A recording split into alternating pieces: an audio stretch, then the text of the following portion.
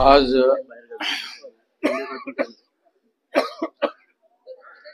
बाबा आढाव यांच्या माध्यमातून ईव्हीएम मशीनच्या विरोधामध्ये उपोषण सुरू करण्यात आलेलं आहे.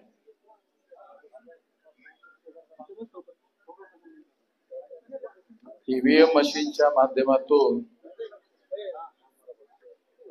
फ्री, फेअर अँड ट्रान्सपरंट निवडणुका होऊ शकत नाही, ज्याचं आश्वासन भारतीय घटनेने भारतीय जनतेला दिलेलं आहे. फ्री, फेअर अँड ट्रान्सपरंट निवडणुका ह्या केवळ निवडणुका नसून भारतीय जनतेला दिलेला मूलभूत अधिकार आहे, फंडामेंटल राईट आहे.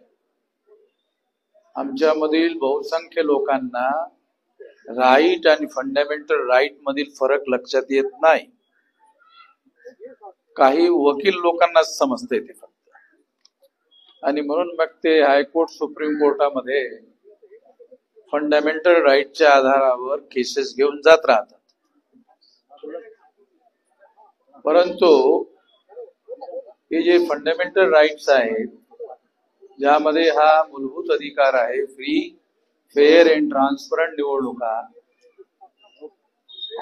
जर फ्री, फेअर अँड ट्रान्सपरंट निवडणुका होत नसतील तर देशामध्ये लोकशाहीला काही अर्थ राहणार नाही. आपल्या देशामध्ये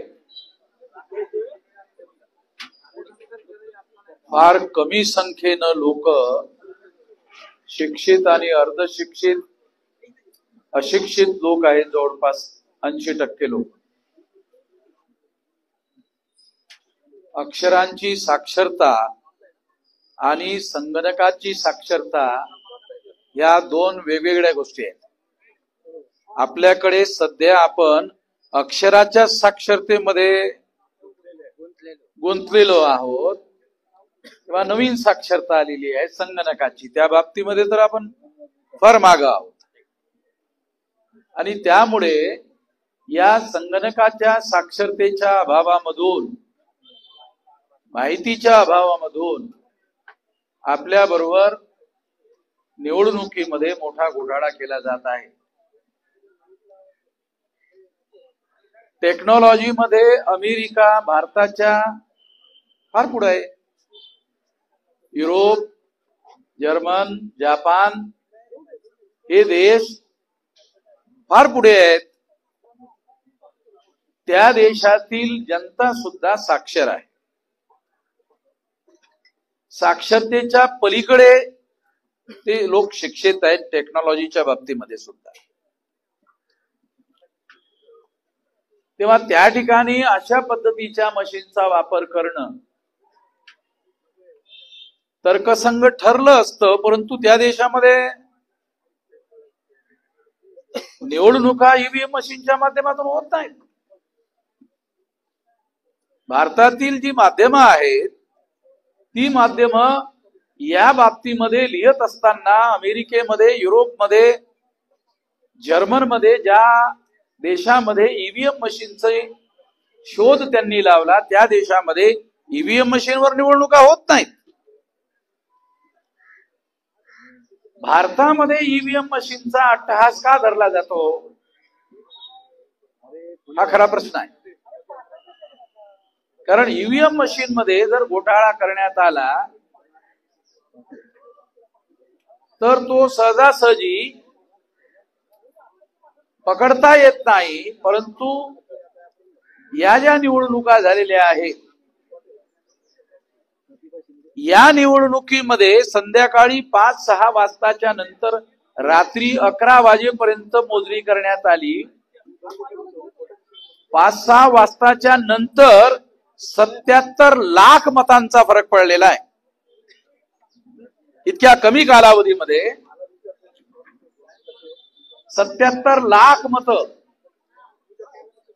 जेव्हा मतदार जो आहे तो मतदान करताना संख्येनं कमी कमी होत जातो, त्या कालावधीमध्ये 77 लाख लोकांनी मतदान केल्याचं निवडणूक आयोगाने दाखवलेलं आहे रेकॉर्डमध्ये. आणि जी बाब त्यांनी दाखवलेली आहे त्याचा वेळेबरोबर जर समजा मेळ घातला तर ती गोष्ट सुसंगत वाटत नाही. वेळेबरोबर जर त्याची तुलना केली तर ती गोष्ट योग्य वाटत नाही.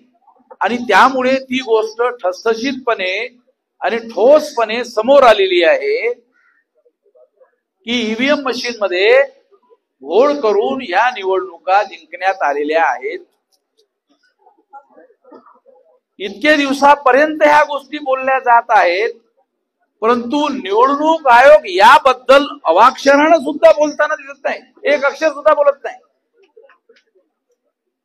निवडणूक आयोगाची या बाबतीमध्ये निवडणूक आयोगाची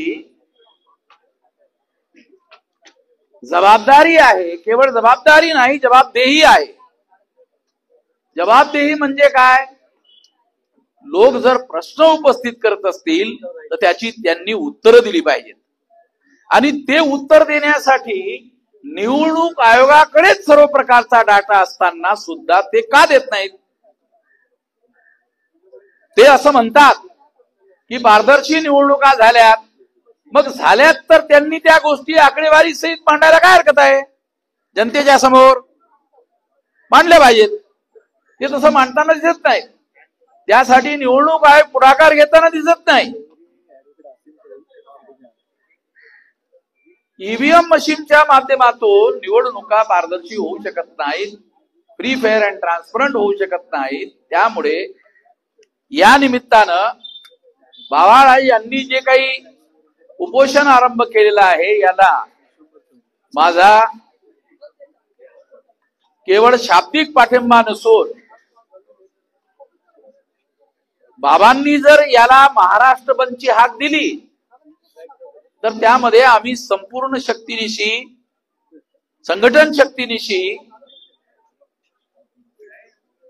त्यामध्ये आम्ही उतरू. सर्व संघटन त्या पाठीमागे बाबांच्या राहील. सुप्रीम कोर्टावर विसंबून राहण्यात अर्थ नाही.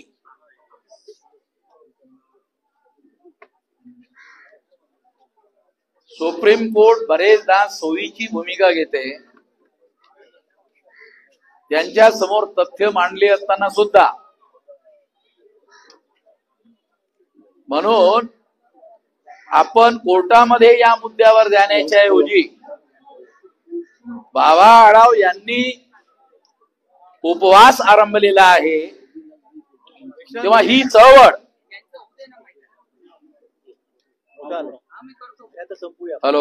ही चळवळ जनतेची चळवळ करण्याच्या बाबतीमध्ये त्यांनी पुढाकार घ्यावा एवढंच या निमित्तानं माझं त्यांना अनुरोध आहे.